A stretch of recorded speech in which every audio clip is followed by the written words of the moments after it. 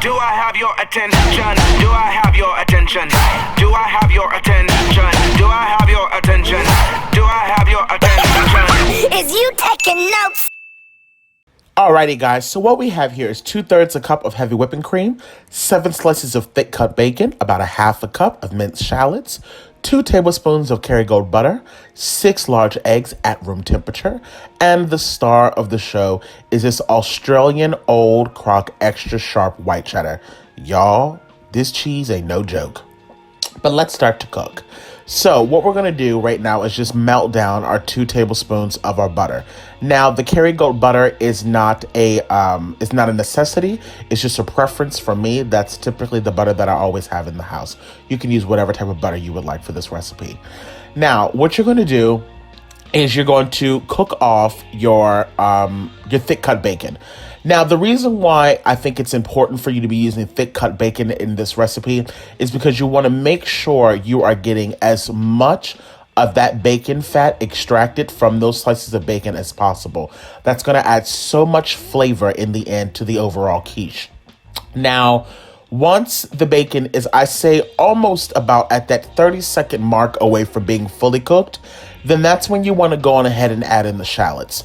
You don't want to add them in at the same time as when you initially put in the bacon, because shallots are such a thin onion, they'll completely burn, and you don't want that. So I add them in just when the bacon is almost finished cooking. That way, you don't run the risk of burning up your onions. That's just a little tip. Now, if you are not one that doesn't like onions, by all means, you can omit them completely. You don't have to add them at all. But I will say, as a person who is not keen on onions and a person who does not like to really eat a lot of onions, shallots and bacon paired together so beautifully. I mean, they really do marry together nicely, so I would just give it a try. And like I said, that was roughly about a half a cup. You definitely don't need any more than that, that's for sure.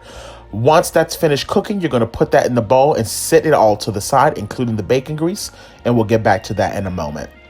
So right now what we're going to do is we're going to work on our custard. So like I said, I have 6 large whole eggs that we're going to be adding to this bowl.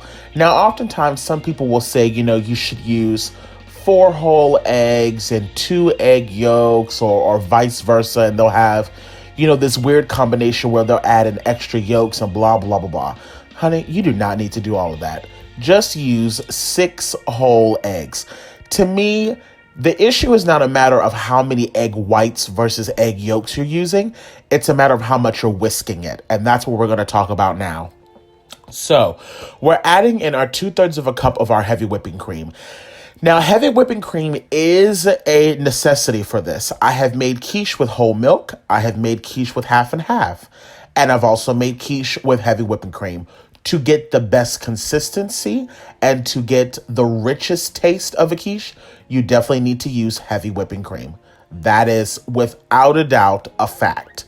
Now, the reason why I was saying earlier it doesn't matter how many egg whites versus egg yolks you're using is because honestly, what's important is that you're not over whisking it, because what happens is if you create too many air bubbles in this custard when it goes to bake off in the oven, what's going to happen is those air bubbles are going to fill up with air, and then when you take it out of the oven, the whole quiche is going to sink. So it might look like I'm doing a lot of whisking right now, but I'm not. Don't over whisk it. Do just enough just to break it up, and then you'll be okay. And then sit that to the side. So what you're going to do right now, of course, oh my God, is get that cheese ready.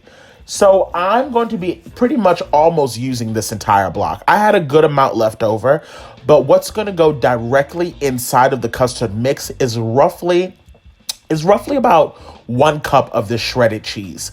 And then you can shred about a half a cup more and set that to the side, because that's what you're going to put on top of the quiche. Now, this particular cheese, you guys, is not one that's hard to find. To my knowledge, you can find it at any grocery store. But if you can't find it, use whatever higher quality white sharp cheddar you can find, or you can use like a Gruyere. That's also a really great cheese to go in a Quiche Lorraine. So now that we've gotten everything prepped, let's go on ahead and start adding all of the components together. So right now you're only going to add in about half of the bacon and shallots mix. Don't worry if you're getting some of that bacon grease in there. I promise you that's going to do nothing more than just add even more flavor. Now, don't go pouring all of that bacon grease into your quiche, because now you'd have just done too much. You know what I mean? And then, like I said, you're going to add in that full cup of that white sharp cheddar. I'm telling y'all, that cheese is no joke. I mean, it really does elevate the entire recipe. Now, because you have the bacon, because you have, a few splashes of that bacon grease, you do not need to go crazy, you guys, on adding salt. I'm telling you right now, you're going to mess around and end up with a quiche that's going to taste like nothing but salt. So it's fine to add some black pepper, but I am only adding in a very tiny amount of kosher salt. Make sure you're using kosher salt, by the way. So once you've got that nicely mixed up, we're going to transfer it over to our baking dish.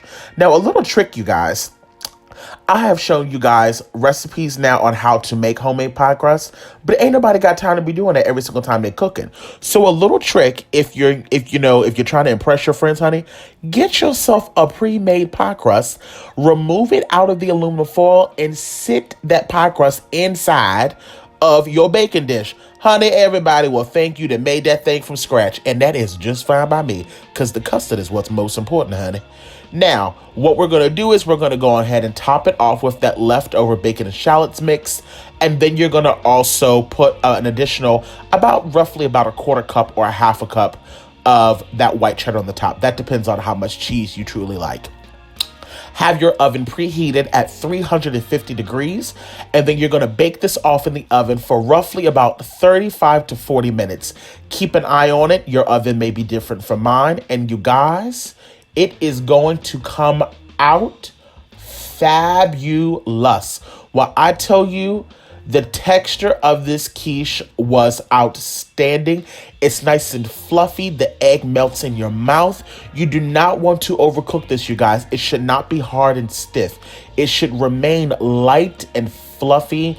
The bacon, the shallots, oh my God, it was just absolutely amazing, honey. I mean, just look at it. Jesus. Look, I want to thank you guys so much for tuning in today. I hope you guys tried this recipe. And as always, y'all stay cute and take care. Bye. Simply Food by TY.